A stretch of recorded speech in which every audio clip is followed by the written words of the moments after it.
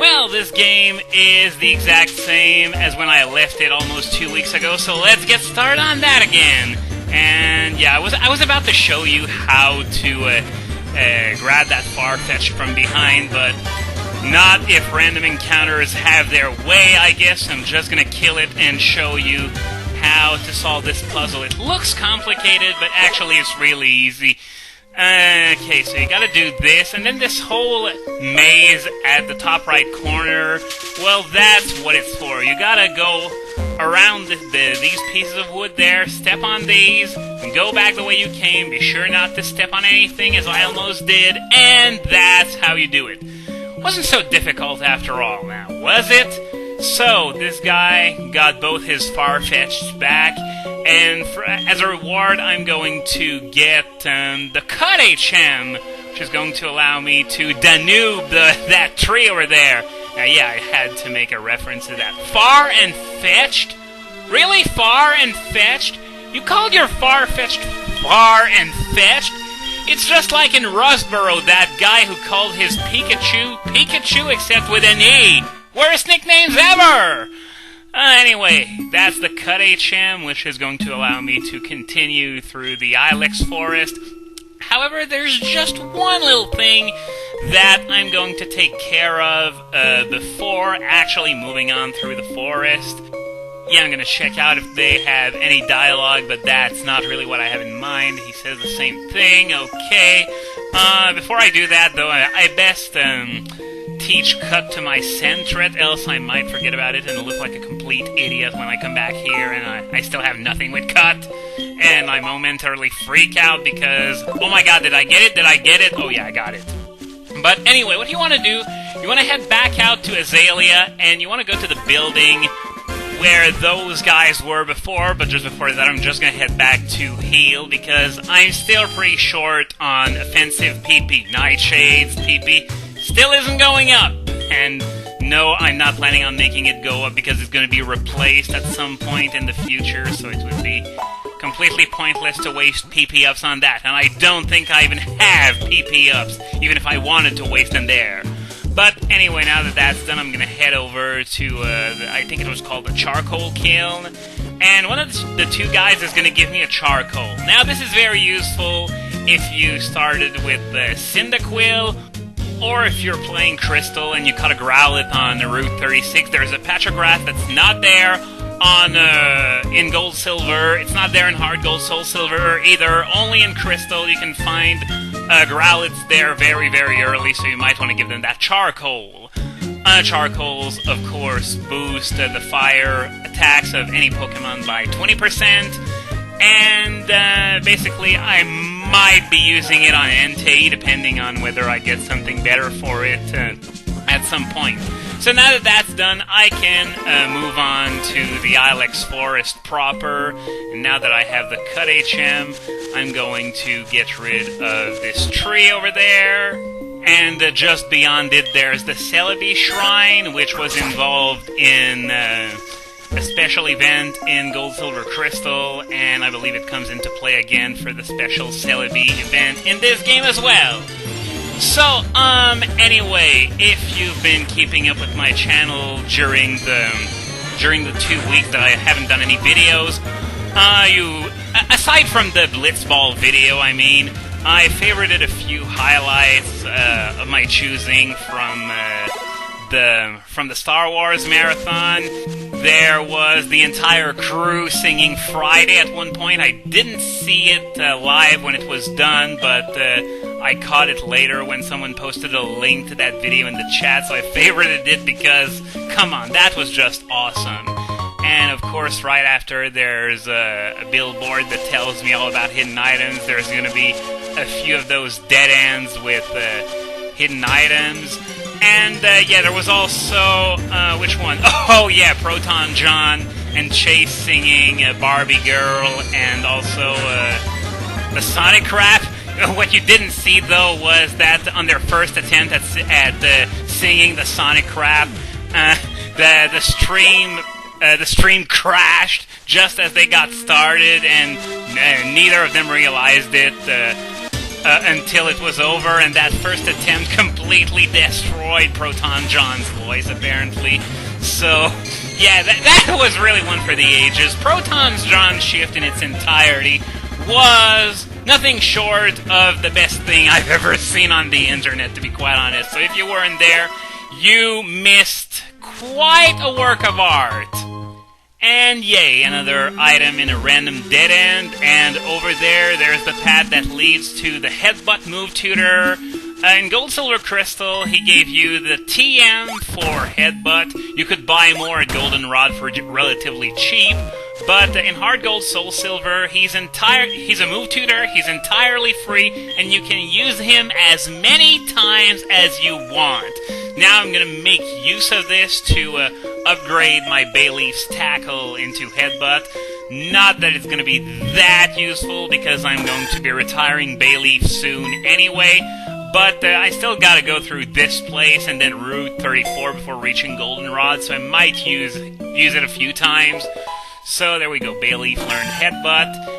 And now that that's done, we can go on our merry way. Not many random encounters in this playthrough, it seems. They're feeling merciful. Anyway, we got one of the kimono girls here. She's lost in Ilex Forest. Come on, it's not even that big of a place. Yeah, I was about to ask, is she the same? No, she's not the same one I encountered in Violet City. Yes, because it's not that difficult. No, I'm not lost! There's basically only one way through this place. Well, unless you count the side path the move tutor was in, but other than that, it's pretty linear. Oh, and there's also the place where I got the Farfetch'd, but otherwise, not that big of a place. And yeah, even Ghastly knew where to go, because there was... when it comes to this particular point of the forest, there's only one way to there and only one way out of there. So even Ghastly could figure that shit out. Anyway, what else did we have? Oh yeah, I made a reference to Danube earlier. It's because at one point during the marathon, Toast and Anna started reading bad fanfiction again, like they did at some marathon last year. I don't remember which one. But, yeah, they found gems from an author who had the misfortune of putting his real name for all to see. His name is Hans von Hozel, and if you want to see his work, I'm gonna put a link in the movie description, because seriously, this is some of the worst shit ever. And if there's any popular franchise, he's made fanfiction for it. I guarantee it. Oh, and I remember this woman from Gold Silver Crystal. She gave you the Sweet Scent TN in Gold Silver Crystal, but here she is going to give me Taunt, which is a lot more useful, not in-game, but competitively. It has its users. You'd be surprised at how useful a move that forces the opponent to inflict damage upon you can be. It sounds counterintuitive, but believe me, for those of you who aren't into competitive battling, it's really, really, really helpful. Anyway, we have now emerged on Route 34, which is just south of Goldenrod, so we're a stone's throw away from the biggest city in the game. Anyway, I was talking about Hans von Hozel, and anyway, the thing is that a lot of his fanfictions seem to include the word Danube, which is a river in Eastern Europe. It has that word a lot, whether it's as a noun, a verb, it's always... another double switch, I freaking love when that happens. But yeah, it's always used completely out of context, so yeah, I'm just gonna say I completely denubed that Spearow, just to give you an idea of how he uses the word. And also, major props to Nico CW for donating at the beginning of the marathon and getting Brit to read that trashy speech from Silver that I showed you in part 14. And someone else donated later to have Local read that as well. So apparently it's slowly but surely starting to become an internet meme, as it should. That was just freaking hilarious. I don't know how whoever translated this ended up getting those sentences, but by God, That is so ridiculous, it's unbelievable. And what else did we have? Oh yeah, I remember one thing that's really surprised me is that, they had those boxes for, Star Wars figurines, and they had one for Greedo, and on the box there was the entire backstory for those characters. And if you remember, Greedo was on for like 30 seconds in A New Hope, and he's got this incredibly detailed backstory and stuff. And at one point, they even tell you what happens to him after Han Solo shoots him to death. You're not going to believe this if you haven't seen it. What happens to him is that it all happened at the cantina in Mos Eisley, and the bartenders of the cantina actually ground Greedo into a smoothie, or well, I say smoothie, but it might as well be another drink. I just say smoothie because the idea of grinding Greedo into a smoothie is just too hilarious. And anyway, after that, they gave that drink to Jabba the Hutt. I was like, what? Are you serious? Is this really canon, or is this just something someone made up? So I went to Wikipedia, and I looked it up, and apparently it's really what happened to him. He was ground into a drink and then served to Jabba the Hutt. So, anyway, I think that's all the highlights I wanted to cover. I'm trying to do these quick. By the way, during the last week, the Pikachu and Minccino skins for the CGear were released. They're now obtainable on the Global Link website. You're going to need passwords for them, though. I'm going to give you those passwords in the movie description because they are case-sensitive.